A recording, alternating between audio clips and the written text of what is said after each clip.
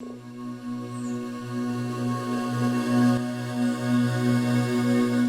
we will be discussing cross-cultural relationships, and I am so glad to have you speak about that today from your experience, Shaima. So welcome. Thank you. Thank you for having me. I'm very excited to share. To start us off, where are you from and where is your husband from, and how did you guys meet? Yeah, so I'm from Iraq and my husband is from Iran. So I'm Arab and he's Persian. We met volunteering in the Muslim food bank, and we were just there in the kitchen, assigned to the kitchen to make food. So that's where we met, in the kitchen, making peanut butter and jam sandwiches. Love it. Yeah. Sometimes people are hesitant to marry into a different culture. What was your thought process about that before you even were in a relationship? Yeah, so for me, when I thought about marriage, I never really completely, put an emphasis on culture. I wanted someone who was Muslim. That was important to me, the religion. However, culture, I was open to whatever came my way, and I was open to listen to the other person and get to know the other person. Did I think that there may be challenges if I ended up with someone from a different culture? I was sure that there was going to be challenges because, even if you're from the same culture and from the same, city even, then if same neighborhood, as long as you're from two different households, different families, then there's going to be differences in the way you were raised and expectations and everything. So I was aware of that, and with culture being different, I think language also comes into play, and especially for us, one of us is from Iraq, one of us is from Iran, so it does play a big role. Language, the thing we used to communicate, is different. So as long as we acknowledge that, I think I was aware of that. So yeah. A lot of our generation tends to be very open, as you suggested, and we might be more receptive to marrying outside of our own culture, but some of the pushback might come from the parents. How was that conversation with your parents, and what were their thoughts on cross-cultural relationships? Yeah, I think for me, with my parents, they never ever said like, yeah, I want you to marry an Arab or an Iraqi. We grew up in the West, so I was aware that, there's so many cultures and backgrounds here. I didn't know if I would ever end up marrying someone from here.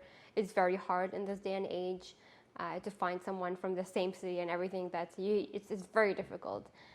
So I was open to people from different backgrounds and different cultures. And my parents, they never put that as a red flag for me. And I think, condition, as a condition for me. They never put that as a condition for me. And I think that's important because for me, my parents' opinion also matter. We didn't really dive into that big discussion of, culture and all that. But we knew that no matter who the person it was, he comes from a different family. So we need to know that person. We need to know the family, make sure that they're good, all that stuff. Yeah. When it comes to cultural differences, some of the issues or challenges start to come up when the families are involved in the conversation together. So when it came to discussing marriage, what was your experience with that?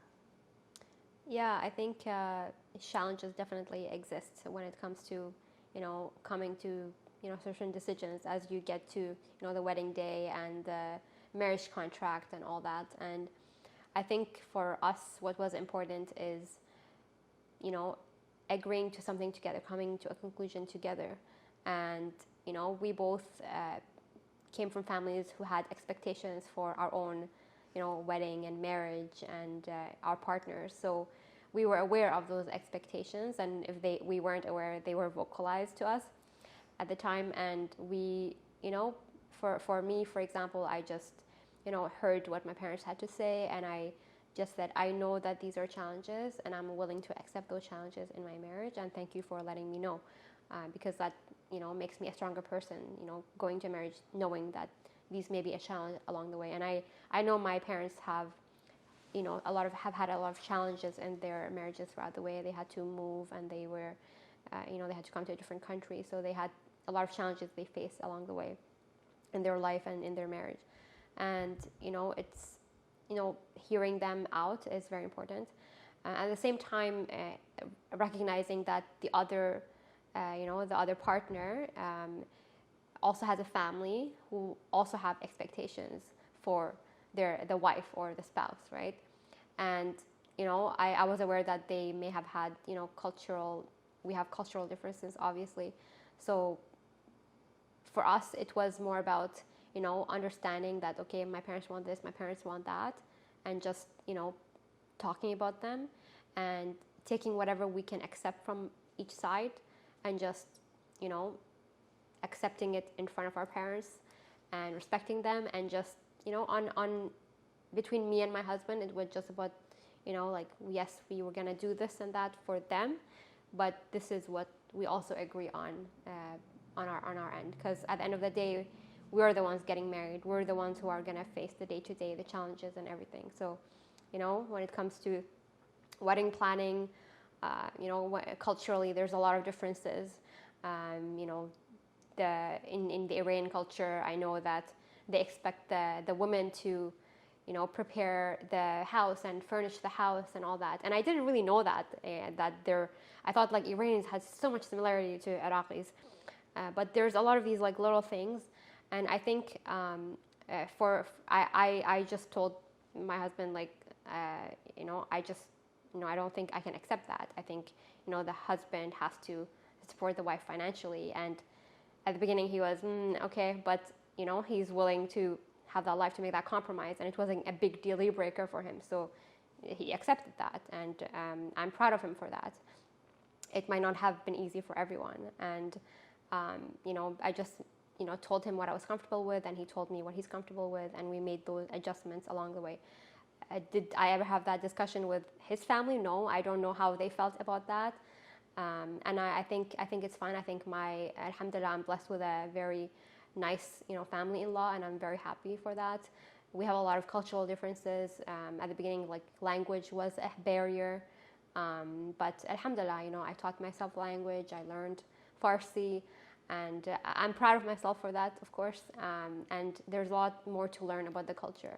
But there's all of these like little things that show up. But to us, it was never like a deal breaker. Just something that we were aware of, and we just kept adjusting and dealing with it as they came.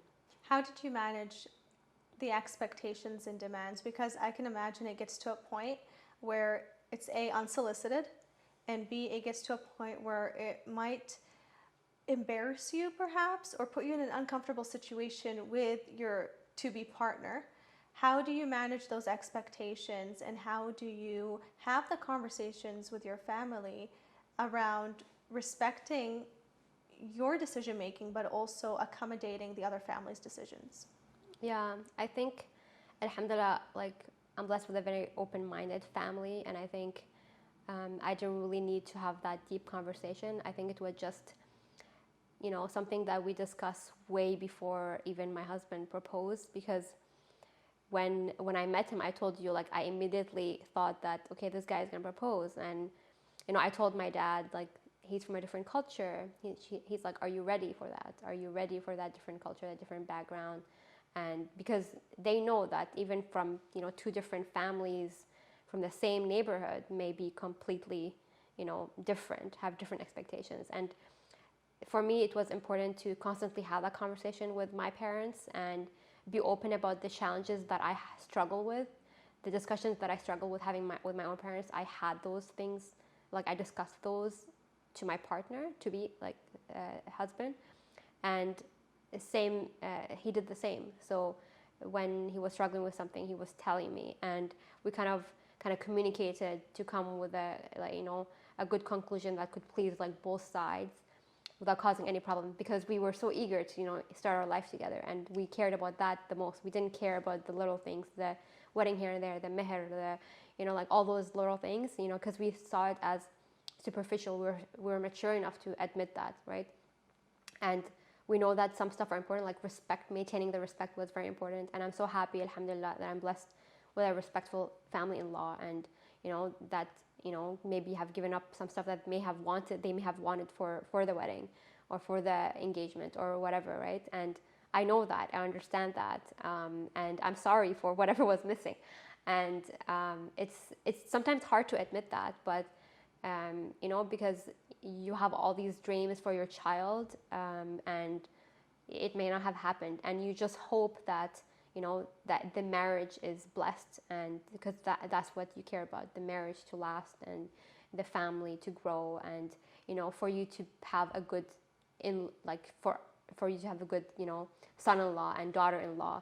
That's what you care about, the future, how they treat each other.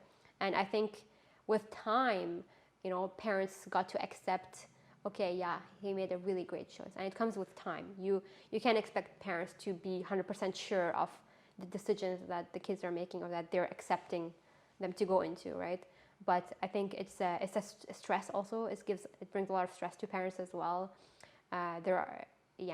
Everyone is under pressure when it comes to marriage, and but when things last and they see the fruits along the way, and the lovely moments along the way, and the respect and everything, they're happy for each other, for everyone. Yeah. Marriage is a very important step in anyone's life, and as is, it can have its range of difficulties. As you said, even if you're from the same country, from the same area, there can still be a lot of differences. But when it came to cultural differences between the Iraqi and the Persian culture, what differences came about? It's difficult to answer that question because, I'm not 100% aware of what Iraqi culture is. I grew up here in the West, so I don't know, white dress, bouquet. I don't know all of that. But, and I wouldn't say that cultural differences are always a challenge. Sometimes they're beautiful. The cultural differences are actually pretty and nice. And some of the stuff where, some things that we had at the wedding, like in Persian culture, they have this cake dance with the knife, and I've never seen that before, and that was funny for me. That was fun to watch. What is that? So it's like they have so they have a knife to cut the cake, and they take it away from the bride and groom, and they the guests can go and dance with the knife, and then we have to bribe them with money to give us the knife back. And so basically people were throwing money under my dress, and I had to give money to that person who was dancing with the knife, trying to get the knife back so I can cut the cake, end the wedding ceremony. But it was something fun to watch. I've never seen that in an Iraqi wedding. So that was something that I really, really liked. When we're talking about cross-cultural differences, as someone who is married into a different culture as well, one of the things that people don't necessarily realize is when you're born and raised in a Western country, that culture unites you. Because, as you said, you don't know what the Iraqi culture is fully because you're raised in the West. So how do you think the West, or being born and raised, or just raised in the West, helps relationships and people become more intercultural and marry within other cultures? I think it's allowed them maybe to be more open-minded to the other person's cultures, because growing in the West, you get exposed to so many different things, so many different people, you get invited to so many weddings, you get to see that, right? So you may pick and choose what you want and then say, okay, this is my wedding, this is my, Shaima wedding. There's no culture up our sleeves and say yeah, this is, but I think when it comes to cultural differences, it's mainly the parents who kind of, who are aware of those cultural things, and they want those things for their kids. I think for us being in the West for so long, I think my parents had forgotten so much of the Iraqi culture stuff, so they didn't really make so many of those demands. We talked about some of the challenges and the difficulties that one can face in a cross-cultural relationship, at least in your experience. But what are some of the benefits? The benefits. We noticed that there's a lot of common things in both our cultures. Food is the same. I was surprised. I think it has to do with the city that we're from. Both our families make the same food. I think also, you get to learn a lot from the other person. And my husband is more comfortable with Farsi, so I ended up learning Farsi. I think the challenge for me was, like he has a huge family here in Canada, but I have only my parents and my sibling. So for me, that was the biggest thing, because I was used to having, like just my small immediate family, and suddenly I have this huge family, which was awesome. But at the same time, I'm not used to that. People want to know what you're up to. They ask you things and they come over, which is great. But at the same time, it was new to me, and at the same time, there's a huge, everyone is speaking Farsi. They feel more comfortable speaking Farsi, and to me that was very hard. That was at the beginning, but I knew that might happen, and I knew also that my husband may feel more comfortable speaking in Farsi than English, because he didn't grow up here like I did, right?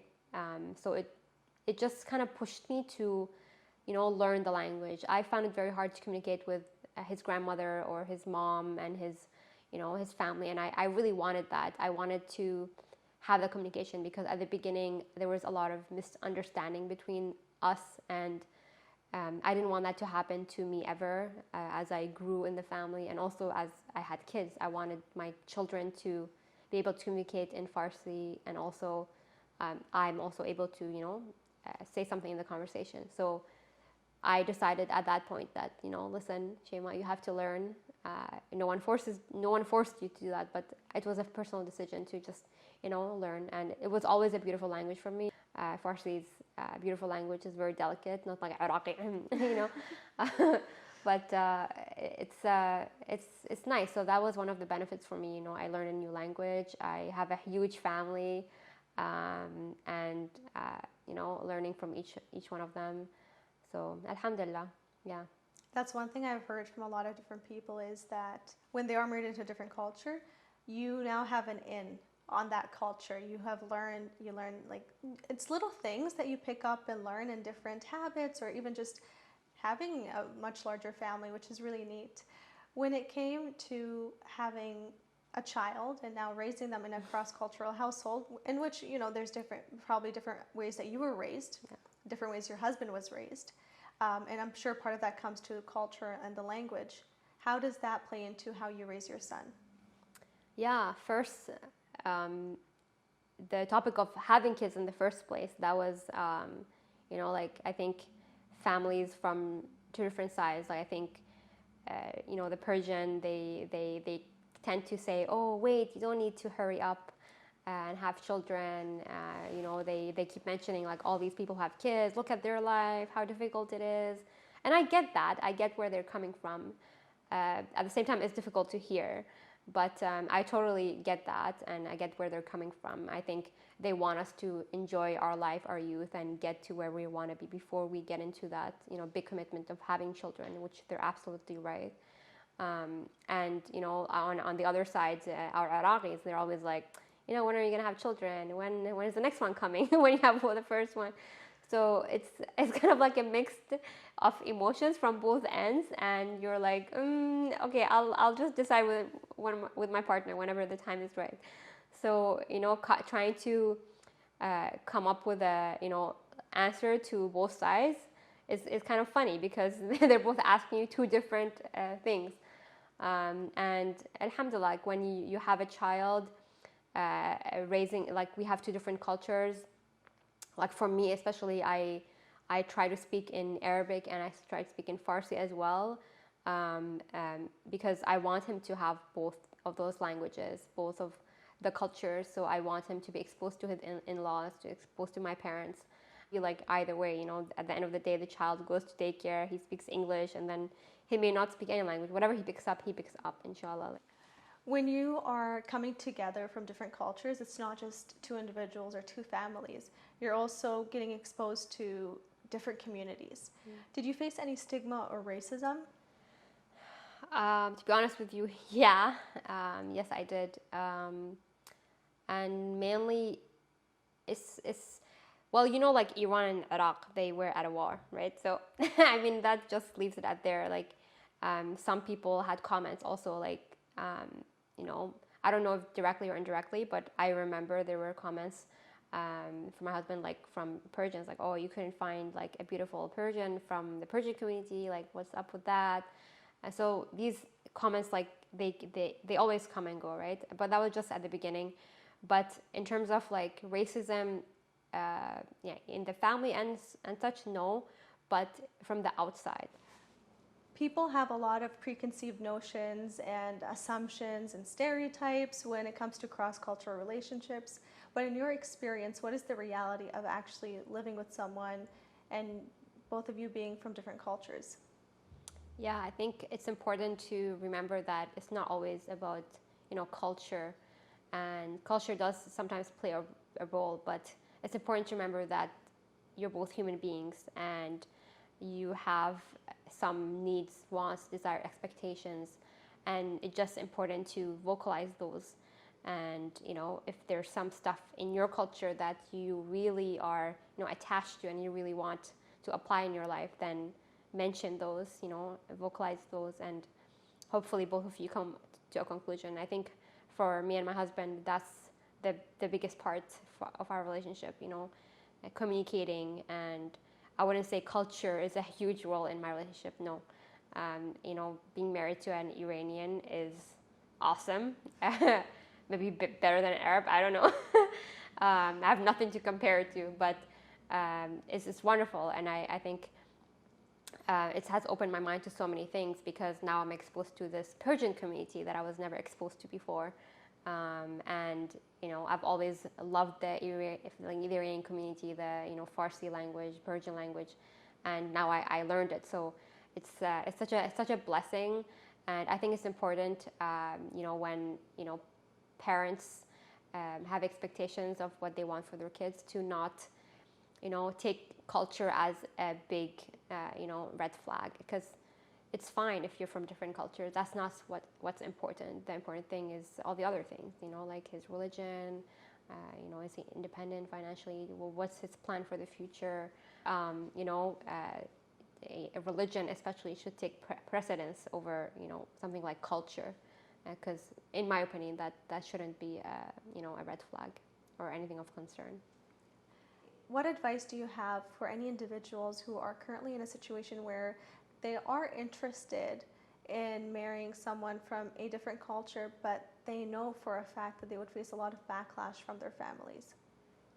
I think first is actually to be ready, number one, for marriage. Number two is, if you are open to the idea or are interested in marrying someone from another culture, be 100% sure, because you're getting into this new relationship, this commitment with a new person, and you don't want to lead them on and then say, no, I'm not okay with a Persian or an Iraqi or a Lebanese or whatever, right?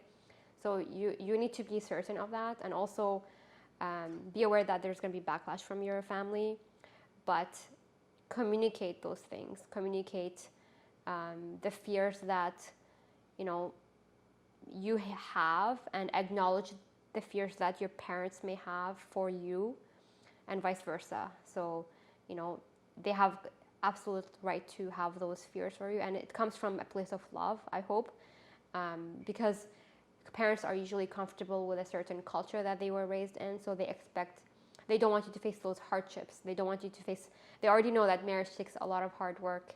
They know that from experience, so they don't want that additional pressure of maybe culture. So in their mind, if culture is a big thing on their heads, it's good to let them be open about their feelings, and let them express those fears, and acknowledge that, and accept what they're saying to you, and reassure them that, listen, mom, dad, I'm fine with this aspect, I'm not that into this, but there may be changes on their end because of this or that, and are they okay with that, and are you okay with that?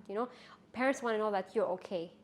You're gonna end up being fine when you enter that relationship. So, because they know sometimes when you enter a new relationship or someone with another culture, that because sometimes of the language barrier, you may be not able to express your emotions, and you're not in a safe space anymore because of that. And that's something that was a challenge for me, because the language was hard. So when I was having a hard time, I didn't know how to express it to my in-laws and all that. And I wanted to be able to. I wanted to be able to express my opinions, my feelings, and that's the biggest thing. And it's important to be aware of those challenges. I mean, not everyone can go ahead and learn a new language, I know. I think the most important thing is your partner, to make sure that your partner is on the same page as you, and, you know, despite the fact that there may be all these differences and, you know, wants and needs and expectations, that your partner is on your side, is going to listen to you, and vice versa, you listen to them, and, you know, you face the world together. You know, you deal with all the, you know, hardships together. You discuss about your, you know, everything that's going through your mind. And I think when your partner talks to you about these things and you guys come to a conclusion together, I think that's where their relationship grows, and you see the love grow in the relationship as well. I love that. And I really wish that a lot of parents would be a lot more open-minded and receptive. Marrying outside of your culture does not mean it's a bad thing. Yes, it might add some other challenges, but nothing is out of reach. And I like how you said it comes down to how you communicate with each other. Thank you so much for taking the time to speak to us about your experience being in a cross-cultural relationship. And I really hope that anyone who has any hesitation, or any family members, really put forward the importance of their child being happy and learn to work through any challenges. Yeah, thank you for having me.